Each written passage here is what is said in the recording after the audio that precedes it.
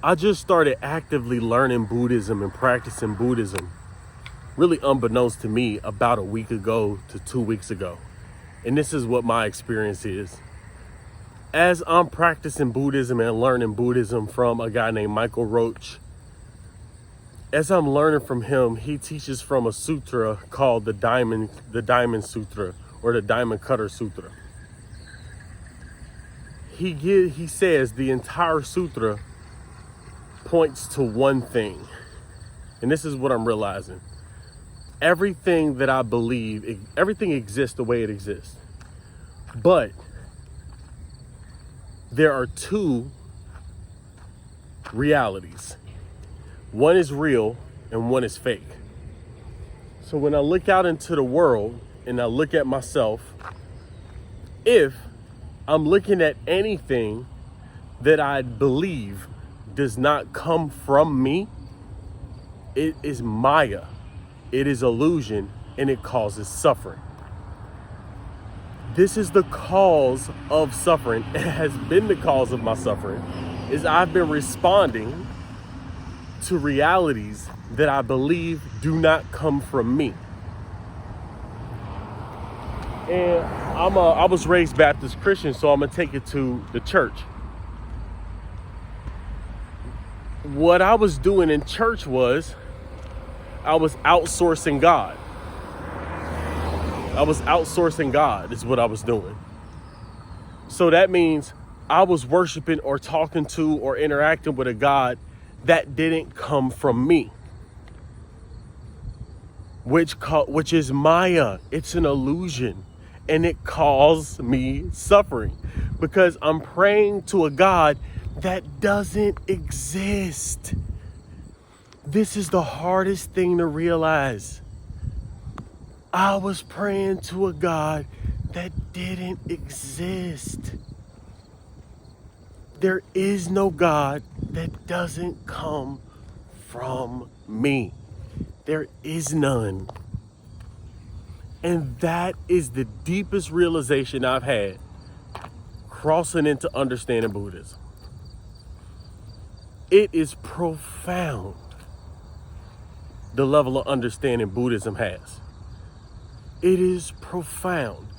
The Buddhas are active and living in the world today. It's a living experience. And if you want to call it a religion, it's a living religion. But it's not a religion. It just is what it is. It just is what it is. And Buddhism is what it is. The practice of it, the depth of understanding that the Buddhist traditions have is so complete. What I noticed about the differences between Christianity and Buddhism, the practices, at least in the West, is that in the West, the religious ceremonies, the outward practices is the main thing.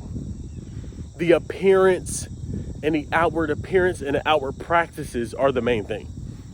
In the East, in Buddhism, the inward process and the actual reality that's here and now and the way it is and the way it works is taught and practiced. Just depth of perception here and now, right now, perceiving. It's a practice. It's a tangible act of we do it. You're in it now, not studying it to regurgitate, but you're in it right now. The contemplation of the sutras creates these cognitions of awakening in your mind that can transform you. They are transforming me as I speak. And it's only been 2 weeks. I studied Taoism, the Tao Te Ching, and I practiced it lightly. I didn't know that I was really dabbling or stepping into it when I started listening to Eckhart Tolle. But now that I'm in it at a different depth and at a different phase of my life, with more maturity, what I'm realizing is the depth of Buddhism can solve the mental health crisis that's going on in the West. The West is in a mental health crisis that can be solved by Buddhism. The true practice of Buddhism is this. realize everything in the world comes from me, and that is it. And then the second thing in Buddhism is everything that I think doesn't come from me is an illusion. It is Maya, and it causes suffering. And that's it. This is detachment. This is total detachment. Because the way that it works is this. From my understanding and how I've been practicing it, and it's been working for me in just 2 weeks, is if I believe that there's something that comes from the outside, it's Maya, it's illusion, it causes suffering. Well, that's very easy to observe. Whenever something is separate from me, I get entangled with it because I think it's apart from me. So when I try to keep something, and I try to hold something and not lose something, that causes it to be separate, and it causes an entanglement. I am now in the physical world. So the way that quantum physics explains particles, subatomic particles, is if you split them apart, you can do something to one particle, and instantly, even though the other particle's miles away, the same exact reaction will happen in the other particle. So this is what quantum physics talks about with particles. Well, we are doing the same thing with ourselves. We are splitting ourselves off, and a part of us is in the physical world. If we believe that the person that we get will complete us, this outside woman who I love so much, or this man who I need, when they come into my life, I will feel complete. What's happened is you've become entangled with something. What entanglement means really for us as a human perspective is, I think I'm out there, or I think out there is coming from itself, not knowing that it comes from me. That's what we're saying when we're in Maya and illusion. We are waiting for somebody to complete us, when the only person who could complete us, we have to sow the person. We have to sow completeness. We have to sow wholeness, and we have to sow the presence of wholeness in order to reap wholeness and completeness. And it's like you go to people who feel empty, or you give to what feels empty and fill it up, and then it fills you up. It's what you are. It's coming back to you. So that's the two tenets of Buddhism. And that thought process, or those two things, the understanding that nothing is coming from the outside of me, understanding that everything comes from seeds I've sown. It's coming from me, from seeds I've sown. Understanding that, I can live this life. I can live this life, and I can live this life and create my life and take responsibility for my life and feel good about my life and flow through it and not blame anybody and have compassion and have forgiveness and have understanding, because it's me. I did it. I planted you. You're mad at me because I planted anger a long time ago. This war is happening because I was mean to people. And it butterfly affected to a war. I can change it by being kind, by loving, by sowing seeds of kindness, small acts of kindness that will butterfly effect into peace. I can do that. This is what Buddhism allows me to think and know about myself, by looking, not by believing, but by looking, by observing, by being here. And that's what I love about Buddhism. The other thing I love about Buddhism is the community around Buddhism. Every person who I want to be like, who exudes the energy that I would love to have, is Buddhist, Hindi, or some kind of Eastern tradition. They studied Eastern philosophy or Eastern spirituality. They practiced it. They immersed themselves in it. Yogis. Those are the people who I would love to be like, in a sense that not like them, but like I'm yoked with the oneness, like this state of oneness and completeness.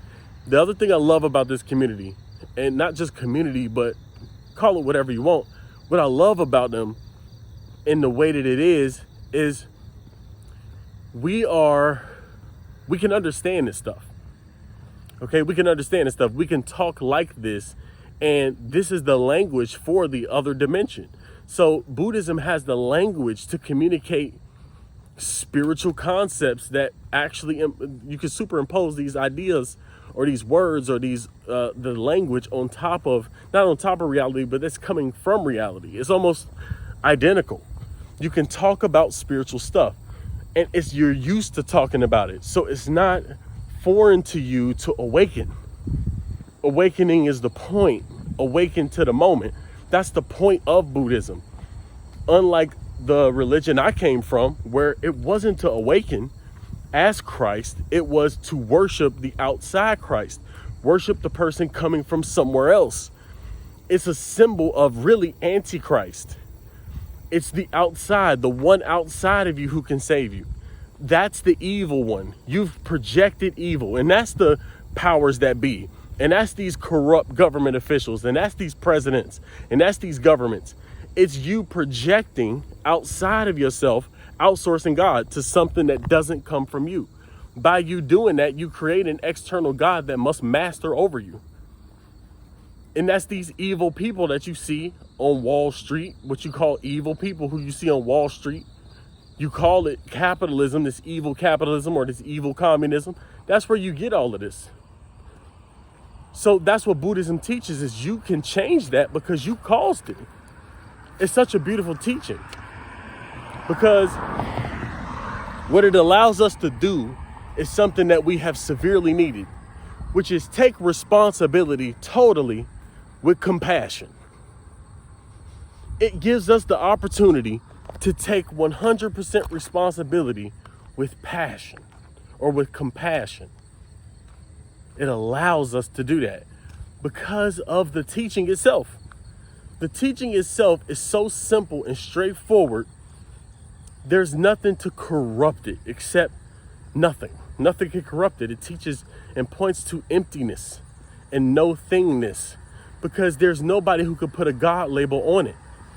The God label is not used, and God is not even belief in God is not promoted or spoken about in Buddhism. Not to say there is not a God, but to say the God that doesn't come from you would be an illusion. So why even talk about it to project something in your mind? Just realize it's all coming from you and create beautiful experiences. Look, I hope this helped you understand my experience of Buddhism and this transition. It's a beautiful transition for me. Never thought that I would do it. I'm 33 years old.